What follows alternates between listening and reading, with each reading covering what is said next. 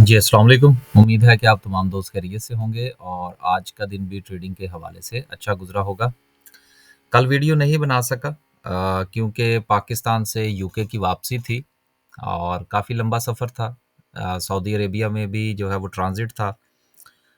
उसमें भी काफ़ी टाइम लगा। तो ये वजह थी जी, कल जो है वो मैं वीडियो नहीं बना सका। मैंने वैसे अ, वीकेंड की वीडियो में मेरा ख़्याल है इस हवाले से तफ़सील जो थी वो गुज़ारिश कर दी थी कि वीडियो जो है वो नहीं बन पाएगी। माफ़ कीजिएगा। मार्केट की सूरत-ए-हाल अपनी जगह पर मौजूद है। आज 550 पॉइंट्स रफ़ली जो है वो मार्केट ने आज लूज़ किए हैं।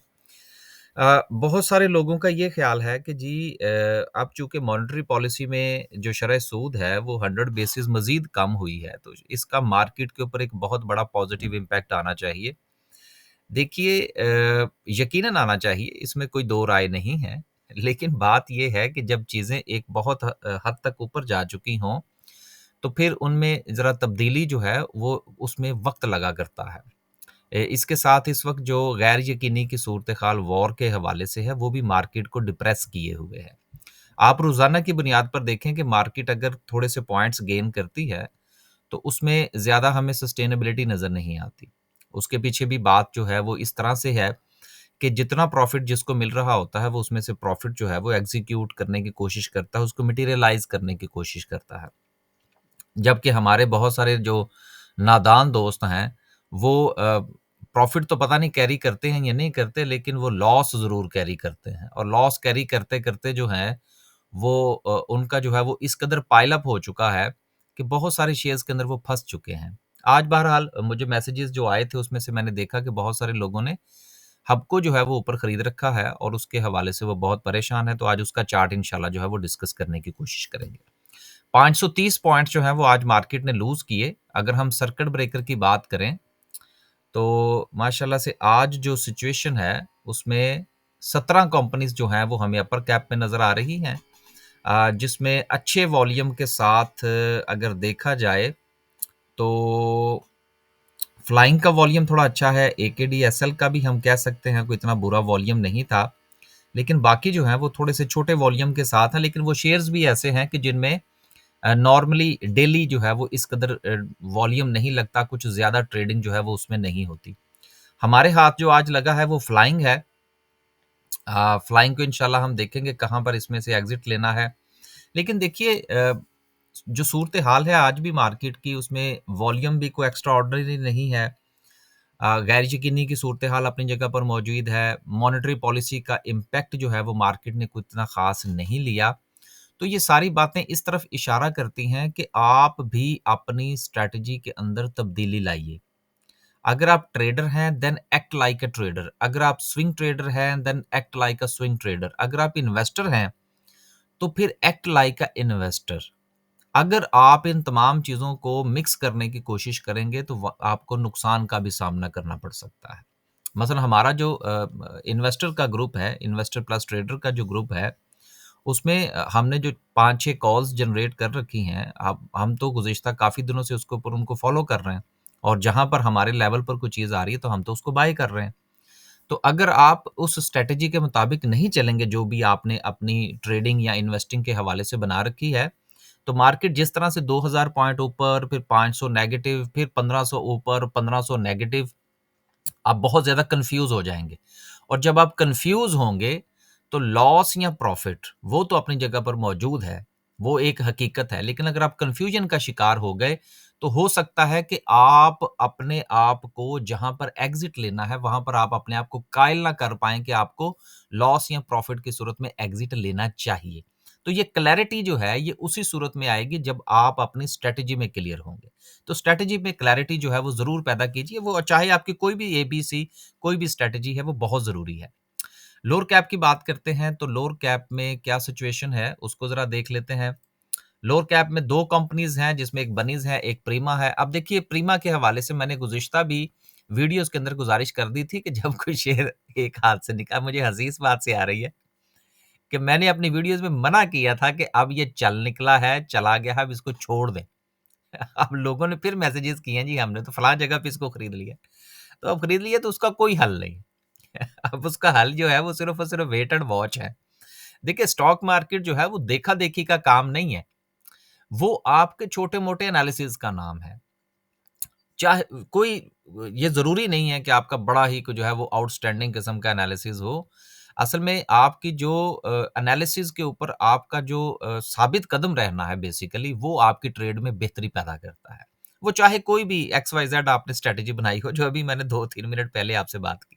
तो गुज़ारिश ये है कि जिनके पास अब प्रीमियम जिन्होंने खरीद रखा है, अब लगने दें इसको लोअर लॉक। मेरा ख़्याल है कि लोगों ने इसको बहुत ऊपर खरीद रखा है। अब बहुत नुकसान हो गया बेचारे लोगों का, लेकिन मसला ये है कि हम इसमें कुछ कर नहीं सकते। हम तो वीडियो में सिर्फ़ मना ही कर सकते हैं ना, गो के हमें उसके जवाब में जो है वो सुनना पड़ता है कि क्यों जी? हम क्यों ना खरीदें? हम कहते हैं ठीक है जी, बिस्मिल्लाह करें फिर। आगे चलते हैं जी। अब देखिए आपको याद होगा उससे पहले हमने लगातार इसमें ट्रेड की, इसमें से कैप्स भी लिए और फिर मैंने कहा जी कि हम अब इसमें जो है वो मज़ीद ट्रेडर नहीं हैं। हम तो देखेंगे कि हाँ, हमने दोबारा इसमें कहाँ ट्रेड करनी है। ये चीज़ें अहम हैं, छोटी-छोटी सी चीज़ें हैं, इनको ज़रूर देखा करें। आगे चलते हैं जी। ओवरऑल अगेन आज जो सिचुएशन रही, अगर हम बात करें सेक्टर वाइज़, तो ऑयल एंड गैस जो है ये मार्केट को थोड़ा सपोर्ट कर रहा है और उम्मीद ये की जा रही है कि कल भी शायद ऑयल एंड गैस जो है ये मार्केट को थोड़ा सपोर्ट करे। सीमेंट सेक्टर जो है इसमें डिक्लाइन है। ऑयल एंड गैस मार्केटिंग थोड़ा-सा पीएसओ आज चला। कमर्शियल बैंक्स यूबीएल चलता है तो कमर्शियल बैंक्स ऊपर, यूबीएल नीचे तो समझ सारे बैंक्स नीचे और उसका वेटेज जो है वो भी चूँकि हमारे इंडेक्स में बहुत बड़ा है, तो उसकी वजह से इंडेक्स को भी वो बहुत मुतासिर करता है। टेक्नोलॉजी सेक्टर में सिस्टम थोड़ा-सा बेहतर रहा। उसके साथ सूरत-ए-हाल बाकी की भी जो थी वो बस सो-सो रही। नेटसोल में जो मामलात हैं वो चूँकि उनका बायबैक और दीगर चीज़ें भी हैं, तो आज अच्छा वॉल्यूम था नेटसोल के अंदर। इंजीनियरिंग सेक्टर और बाकी तमाम सेक्टर्स के पॉइंट्स हमें सिर्फ़ और सिर्फ़ इसलिए नज़र आ रहे हैं कि बाकी बड़े सेक्टर्स जो हैं वो चले नहीं। इसका ये कतई मतलब नहीं है कि ये शेयर्स चले हैं। चूँकि बड़े सेक्टर्स नहीं चले तो इसलिए इनके पॉइंट्स आपको यहाँ पर नज़र आ रहे हैं। तो इनसे ज़्यादा इम्प्रेस नहीं होना, ये भी चीज़ ज़हन में रखिएगा। बाज़ औक़ात हम देखते हैं अच्छा यार चलो ये फलाँ सेक्टर जो है इसके कुछ 5, 10, 15 पॉइंट्स नज़र आ रहे हैं, तो ये बड़ा अच्छा सेक्टर है। नहीं, ऐसा नहीं होता। बाज़ औक़ात छोटी चीज़ें इसलिए आपको जो है वो बड़ी नज़र आ रही होती हैं कि बड़ी चीज़ें थोड़ा-सा पसे-पुश चली जाती हैं। तो इसका ये कतई मतलब नहीं है कि अगर उस्ताद साहब जो हैं वो क्लास में ना आए तो मॉनिटर जो है वो अपने आप को उस्ताद समझना शुरू कर दे। वो उतनी देर तक ही उस्ताद है। मॉनिटर जो है वो उतनी देर तक ही उसकी अहमियत है जब तक उस्ताद जो है वो क्लास में तशरीफ़ ना लाए। तो जब ये बड़े सेक्टर्स इंशाल्लाह थोड़ा-सा बेहतर होंगे तो ये छोटे सेक्टर्स दोबारा से आपको जो है वो हाइबरनेशन में जाते हुए नज़र आएँगे। आगे चलते हैं जी, कुछ खबरें हैं। खबरों में पहली खबर जो है वो बैंक-ए-इस्लामी है और आपको याद होगा कि खादम अली शाह बुखारी बैंक जो है, ये रातों-रात जिस वक़्त फटा पड़ा था ईरान के पैसों का, तो ये सारी वो स्टोरीज़ हैं जो हमने वीडियोज़ में पहले भी शामिल कर रखी हैं। तो ये जो जब ईरान का फटा पड़ा था तो रातों-रात जो था ये हमने बैंक-ए-इस्लामी को थमाया था। तो अब बैंक-ए-इस्लामी ने जो है वो उसकी एक बिल्डिंग जो है वो भी एक्वायर कर ली है और इसके अलावा भी बैंक-ए-इस्लामी अब काफ़ी बेहतर परफ़ॉर्म कर रहा है। गो के केएसबी बैंक जो था वो जब इसमें मर्ज किया गया था तो केएसबी के हालात को इतने अच्छे नहीं थे। लेकिन अब बैंक-ए-इस्लामी जो है वो इसके साथ तमाम की तमाम ब्रांचें वो भी शामिल हो गई, उससे एक बड़ा बैंक बन चुका है और इसकी परफ़ॉर्मेंस ख़ासी बेहतर है। आगे चलते हैं जी, अगली खबर जो है वो ज़रिया के हवाले से और आपको पता है कि ज़रिया का काम जो है वो लॉजिस्टिक का है। माल को एक जगह से दूसरी जगह पहुँचाना है तो फर्टिलाइज़र की डिस्ट्रीब्यूशन जो है, वो भी अब ये पार्टनर बन गए हैं। अ, तो आने वाले दिनों में इनके लिए जो खबरें हैं ख़ास तौर पर जो मुझ तक पहुँची हैं कि इनको मज़ीद बिज़नेसेस मिलने जा रहे हैं। ये जैसे ही मामलात कुछ जो है वो बेहतर होंगे हमारे ख़ास तौर पर इंडिया के साथ वॉर के मामलात, तो सुनने में ये है कि शायद इनको कुछ मज़ीद कंपनीज़ जो हैं, वो भी अप्रोच कर रही हैं और डिफरेंट प्रोडक्ट्स जो हैं वो इनकी मज़ीद लिस्ट में आने के लिए तैयार हैं। बाकी हम किसी को बाइंग या सेलिंग के हवाले से रिकमेंड नहीं कर रहे, लेकिन नज़र रखने के लिए ज़रूर कर रहे हैं। आगे खबर जो है वो काइबर के हवाले से है कि 1% से मुराद 100 बेसिस पॉइंट्स जो हैं वो मार्केट में से जब निकले हैं इसके मॉनेटरी पॉलिसी के नतीजे में, तो उसके बाद जो है वो काइबर जो है वो मज़ीद नीचे आ गया है 6 मंथ्स की जो है वो जो उसका लेवल है उससे भी नीचे आ गया। आज आपको वीडियो में वो जो है वो क्या कहते हैं जी, हो सकता है तवातर भी सुनने को ना मिले। थकावट अभी भी बहुत ज़्यादा है रफली 24 घंटे तो मुझे जो है वो तकरीबन लग गए पाकिस्तान से यूके पहुँचते हुए। क्योंकि फिर ट्रेन का भी सफ़र था और दीगर भी थे, तो मैं सिर्फ़ आज वीडियो को मिस नहीं करना चाह रहा था। तो बहुत सारी गलतियाँ हो सकता है आज आपको सुनने को मिले, को तसलसल ना बने, तो उम्मीद है कि आप प्लीज़ इसको इग्नोर कीजिएगा। तो काइबर जो है वो मज़ीद नीचे आ गया, लिहाज़ा मनी मार्केट के जो जितने भी इंस्ट्रूमेंट्स हैं उनके प्रॉफ़िट जो हैं वो मज़ीद नीचे आएँगे, जिसकी वजह से हमें उम्मीद करनी चाहिए कि एक तो पैसा जो है वो मनी मार्केट से स्टॉक मार्केट की तरफ थोड़ा सफ़र करेगा और इसके साथ-साथ जो हमारी जितने भी वो तमाम के तमाम जिसमें सीमेंट सेक्टर है, स्टील सेक्टर है, टेक्सटाइल है, ये या इसके अलावा दीगर सेक्टर्स की वो तमाम कंपनीज़ जिन्होंने अच्छा खासा लोन ले रखा है या मुस्तकबिल में वो अपनी एक्सपेंशन की तरफ जाना चाहते हैं, तो उनको सस्ता लोन दस्तयाब होगा और जो प्रीवियस लोन है, उस पर भी उनको जो सूद वो अदा करते हैं, उसमें भी कमी वाक़या होगी। तो इस हवाले से ये इन तमाम कंपनीज़ के लिए पॉज़िटिव न्यूज़ है। आगे चलते हैं हमारी सिचुएशन आज क्या रही? आज हमने कुछ 4 पैसे फ्लाइंग में से बनाए, अभी इसको देखेंगे क्या करना है, क्या सिचुएशन है। यूबीएल इसमें से हमने कुछ 4 पैसे कमाए। अब देखिए अक्सर जो है वो दोस्त कहते हैं जी कि स्टॉक मार्केट में हम ख़ास तौर पर हमारी मार्केट में जी सपोर्ट एंड रेजिस्टेंस काम ही नहीं करते। अब देखिए ये ₹511 का जो था वो हम इसकी रेजिस्टेंस लेके चल रहे थे कि अगर इसने 511 को ब्रेक कर दिया अच्छे वॉल्यूम के साथ, तो देन ये मज़ीद ऊपर जा सकता है। तो 511 से ऊपर नहीं ना गया ना फिर, तो हम फिर इसमें से निकल गए। तो बात करने का मकसद ये है कि ऐसा नहीं है कि हमारी मार्केट में बिल्कुल ही जो है वो अंधेर नगरी और चौपट राज है। ऐसा नहीं है यार, चीज़ें जो हैं वो अगर आप थोड़ा-सा चार्ट को रीड करना शुरू करें तो शायद ये चीज़ें आपके सामने आ जाएँगी। बीएफ एग्रो में से कुछ पैसे हमने बना लिए, इसके अलावा एफएफसी में से कुछ पैसे बने, कुछ जो था वो माड़ी में से बने, लेकिन बाद में फिर माड़ी में से तो हम एग्ज़िट कर गए। तो सूरत-ए-हाल जूँ की त्यों रही, अभी फ़िलहाल जो है वो सिर्फ़ और सिर्फ़ फ्लाइंग हम कीप कर रहे हैं, बाकी में से हम एग्ज़िट ले चुके हैं। सैटरडे वाले दिन ये सेमिनार था यूसीपी फैसलाबाद में, university of central Punjab Faisalabad के कैंपस में। तो वहाँ पर कुछ जो था वो स्टॉक मार्केट के हवाले से मैंने गुफ्तगू की, तो वहाँ पर भी मैंने चार्ट के ऊपर जो था, चार्ट रीडिंग के ऊपर बड़ा ज़ोर दिया कि अगर आप स्टॉक मार्केट को सीखना चाहते हैं या आप टेक्निकल एनालिस्ट बनना चाहते हैं, तो चार्ट को रीड करना सीखें। रोज़ाना की बुनियाद पर आपको बहुत सारी चीज़ें जो हैं वो समझने को मिलेंगी। हमारे इस वक़्त जो 3 ग्रुप्स जो हैं वो इस वक़्त एक्टिव हैं। एक हमारा डे का ग्रुप है, ये सिर्फ़ ये मैं रोज़ाना इसलिए बताता हूँ, ताकि हमारे पास जो क्वेरीज़ आएँ, तो दोस्तों को पहले ही पता हो कि वो किस ग्रुप में कैसे काम करना चाहते हैं, उनकी प्रेफ़रेंस क्या है। पहला ग्रुप जो है वो हमारा डे ग्रुप का है। डे ग्रुप जो है ये ड्यूरिंग द मार्केट आवर्स आपके साथ जो है वो कॉल्स शेयर की जा रही होती हैं। लिहाज़ा ये सिर्फ़ और सिर्फ़ वो दोस्त जॉइन करें, जो कि सारा दिन मार्केट को टाइम दे सकते हैं। दूसरा हमारा स्विंग का ग्रुप है। इसमें जो अगर हमने कोई कॉल देनी हो तो हम मार्केट की क्लोजिंग के बाद देते हैं। ड्यूरिंग द मार्केट आवर्स हम जो है वो स्विंग ग्रुप के अंदर कॉल्स नहीं देते। तीसरा जो है वो हमारा इन्वेस्टर प्लस ट्रेडिंग का ग्रुप है और इन्वेस्टर प्लस ट्रेडर का ग्रुप जो हमने बनाया है, इसमें हम सिर्फ़ और सिर्फ़ वो शेयर्स जो हैं वो रिकमेंड करते हैं जो कि डिविडेंड पेइंग हैं। उनके हम लेवल्स आइडेंटिफ़ाई करने की कोशिश करते हैं, उनको लेवल्स पर बाय करने की कोशिश करते हैं। अब ये गुज़िश्ता 15-20 दिन से आपने देखा मार्केट में कितनी मार-धाड़ हो रही है।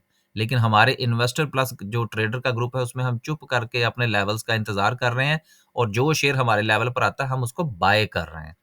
और उसी से इंशाल्लाह हम डिविडेंड भी लेंगे, कैपिटल गेन भी लेंगे और उसमें उसी से हम कंपाउंडिंग भी करने की कोशिश करेंगे।